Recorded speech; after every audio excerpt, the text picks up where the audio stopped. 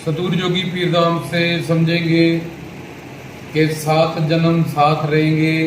इस बात में कितनी सच्चाई है। जो संसार में बात है, जहाँ एक वाक्य है कि ये अब जीवन साथी है हमारे, हम सफ़र है, जहाँ ये इनसे शादी हुई है, अर्धांगनी है, जहाँ ये पति है हमारे, तो ये फिर एक बात एक संसार में चलती है कि 7 जन्म, अब 7 जन्म के लिए पति पत्नी रहेंगे, जहाँ हमेशा साथ रहेंगे। इस बात में कितनी सच्चाई है, इसको समझेंगे। तो हमारे प्रारब्ध के हिसाब से संचित कर्मों के 84 लाख का चक्कर लगाने के बाद हमें मानव शरीर मिलता है, और प्रारब्ध के हिसाब से हमें सांसें मिलती हैं। सांसों से हमारा जीवन होता है संसार में। किसी को कितनी सांसें और किसी को कितनी सांसें, अंगूठा भी किसी का किसी से नहीं मिलता इस संसार में। तो अपने अपने प्रारब्ध के संचित कर्मों के आधार पर हमें मानव चोले में कि ये बंदा इतने श्वास लेगा, ये लड़की इतना श्वास लेगी, ये इतने श्वास लेगा, ये पहले ही तय कर दिया जाता है कि सिर्फ इतने श्वासों से ही धरती पे ये रहेगा। और उसके बाद ये तन जिस भी जगह पे ये अटैच होगा राजस बंधों से, व्यक्ति वस्तुओं से, तो ये फिर 84 लाख में घूमेगा। तामस से होगा तो सीधा नरक जाएगा। अगर सात्विक देवताओं से होगा स्वर्ग तक सीमित, तो पहले स्वर्ग जाएगा और फिर नरक जाएगा, फिर 84 लाख में घूमेगा। इसलिए सबका जन्म और मृत्यु अलग अलग है। कोई इकट्ठा जहर पी के भी मरेगा, तब भी उसकी मृत्यु में आगे पीछे सेकंडों का फर्क होगा। तो वो अपनी अपनी प्रारब्ध से उसने मानव चोले में जो जितना सेवा सिमरन भक्ति किया और जिससे उसका अटैचमेंट था, तो उसी की उसको अंत में याद आएगी। तो ऑटोमेटिकली उसकी वाइब्रेशन, एक चुंबकीय कनेक्शन उसको किसी का बेटी के साथ, किसी का अल्कोहल के साथ, किसी का किसी और चीज़ के साथ, जो भी उसको सारी जिंदगी का उसका निचोड़ रहा। जैसे जड़भरत ऋषि इतने बड़े ऋषि थे, लेकिन एंड में उन्होंने हिरण के बच्चे को पाल लिया और उससे मोह कर लिया। तो जब मरने लगे तो उसी हिरण के बच्चे की याद आ गई, तो फिर उनको हिरनी के पेट में जाना पड़ा। तो ये इतने इतने बड़े ऋषियों के साथ ऐसा हुआ। तो वो अपने प्रारब्ध से आया। अगर कार में एक फैमिली एक्सीडेंट में मर जाती है, तो वो तब भी अपने अपने कर्म से सारे अलग अलग लोक में जाएंगे। इकट्ठे जहर पी के मर जाओ कि हम बड़ा प्यार करते हैं, एक दूसरे के बिना नहीं रह सकते, तब भी अलग अलग टाइम पे मरोगे और अलग अलग लोक पे ही जाओगे। अब ये 7 जन्म वाली जो बात है, अगर यहाँ संसार में पति कोई गलत काम कर दे और उसको जेल हो जाए, पत्नी तो वहीं नहीं रह सकती उसके साथ। 7 जन्म रहने का वो दावा कर रहा है, उसको समझो 20 साल की सजा होगी, 5 साल तो मिल भी नहीं सकती है। वो आगे लिए बिना वहाँ और 10 मिनट मिल सकती है। तो इस संसार में भी कोई मिलिट्री में नौकरी करता है, वहाँ नहीं उसके साथ वो मतलब रह सकता। कोई ऐसा करप्शन से अंदर चला गया, उसकी पत्नी वहाँ नहीं उसके साथ रह सकती है। तो ये एक रूमर जो संसार में चलता है, ये भोले भाले लोगों की बनाई हुई बातें हैं।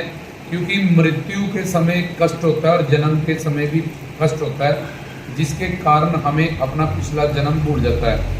जब माँ के गर्भाशय से बच्चा निकलता है इतनी छोटी जगह से, तो इसको इतना कष्ट होता है, दुख होता है, रोता है। और जब हम मरते हैं, आत्मा शरीर से निकलती है, तब भी होता है। तो ये इन दोनों कष्टों के कारण हमें पिछला जो जन्म है वो भूल जाता है। ये बहुत बड़ा वरदान है। अगर वो पिछला जन्म नहीं भूलेगा, तो अब पिछले जन्म में जो पति था उसके साथ पत्नी रहे, या इस जन्म में है जो उसके साथ रहे, या उसके पिछले में जो जन्म है उसके साथ रहे। तो इसलिए भगवान की बहुत बड़ी एक कृपा है कि हमें और जन्म में या मृत्यु में जो कष्ट होता है, तो हम भूल जाते हैं अपना जो माया के प्रभाव से उस जन्म को। तो इसलिए अब हमें कोई गुरु या संत, कोई महात्मा, किसी ग्रंथ पंथ में ये सब तो लिखा नहीं। अहिल्या, बड़े बड़े ऋषि मुनि, अब गौतम ऋषि चले गए, अहिल्या को पत्थर का श्राप दे दिया था प्रभु राम ने, जिनको चरण से स्पर्श किया। और फिर उन्होंने कहा मुझे मेरे पति के बाद भेज दो। पति किस लोक में गए हैं उनको पता नहीं है, लेकिन जो चला गया और रज तम सत जहाँ भी उसका अटैचमेंट था, उसका वहाँ आगे जाके जन्म हो जाएगा। आंखें बंद होते ही वो तुम्हारा कुछ नहीं लगता, उसको पता ही नहीं है कि ये मेरी बीवी है, ये मेरे बच्चे हैं। उसके सिर्फ कर्म उसके साथ है, और जिस लोक में वो जाएगा वो शरीर उसके साथ है। अगर नरक जाना है उसको नरक का शरीर मिलेगा, स्वर्ग जाना है स्वर्ग का, वैकुंठ धाम जाना है वैकुंठ का शरीर मिलेगा, गुरु के लोक में जाना है तो सारा जीवन सेवा सेवन भक्ति में बीता है उसका। तो एक गुरु के अलावा हरि गुरु भगवान के अनन्य भक्ति थी उसकी, तो ऑब्वियसली वो अच्छे लोग में जाएगा, गुरु के लोक में जाएगा, उसी बात से उसका कल्याण हो जाएगा। तो ये संसार में जो बात है कि 7 जन्म साथ रहेंगे, इसमें कोई 1% भी सच्चाई नहीं है, क्योंकि हर एक की प्रारब्ध से अपना संयोग और वियोग ये दोनों लिखे हुए हैं। 32 गुण रलने वाले प्रभु राम सीता, उनको भी अलग इसी अवतार लीला में संसार में आए तो रहना पड़ा। शिव पार्वती, तो पार्वती को उमा सती अलग होना पड़ा। तो इसलिए बहुत सारी एग्जाम्पलें शास्त्रों में भरी हुई हैं।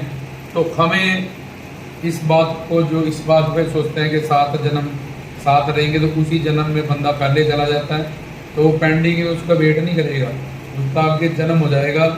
जहाँ भी उसकी अटैचमेंट थी, जो भी उसकी लाइफ का निचोड़ था, उसके संस्कारों के हिसाब से उसका जन्म होगा, और पत्नी के संस्कारों के हिसाब से उसका जन्म होगा, बच्चों के संस्कारों के हिसाब से उनका जन्म होगा, अपने अपने संस्कारों और कर्मों के हिसाब से कुछ सालों के लिए।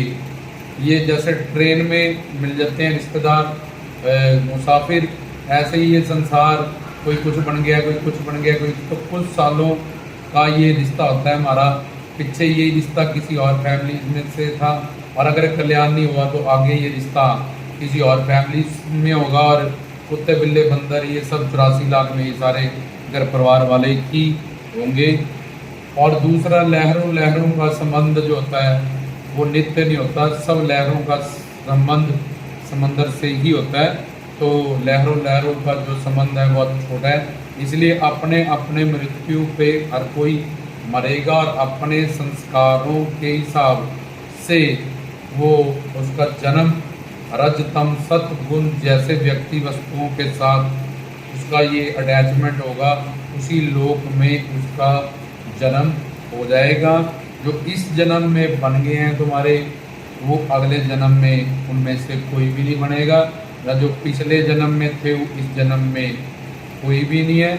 ये ज़रूर है तुम्हारे दादा परदादा जो मर गए, उनको राजस गुण था, पुण्य ज़्यादा था, तो फिर 84 लाख में वो घूमे, फिर उनको मानव चुला, तो वही तुम्हारे दादा परदादा तुम्हारे पुत्र बन के आ गए, या तुम्हारे वो बन के आ गए, तुम्हारी दादी माँ थी या परदादी थी।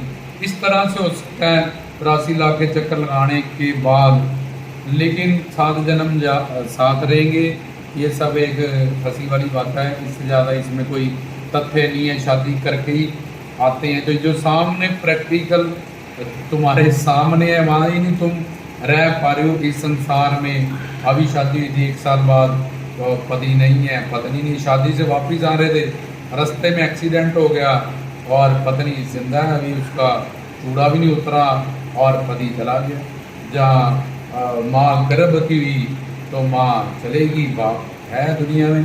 तो ये तो लाखों एग्जाम्पलें भरी पड़ी हैं संसार में, फिर भी कोई ऐसी बात पे विश्वास करे और इसको मान के चले तो फिर सिर्फ वो अपना एक भोला भला कह सकते हैं इंसान है, जिसको कोई 1% भी हरि गुरु भगवान के बारे में, ग्रंथों पंथों या संतों के बारे में ज्ञान नहीं है। तो ये एक रूमर और ये जो एक बातें हैं, 7 जन्म रहने वाली आत्मा स्त्रीलिंग और परमात्मा परम पुरुष है, नरोत्तम है, तो सब उसी की ही पत्नी है, सब उसी की ही स्त्री है, पूर्ण पिता परमात्मा की।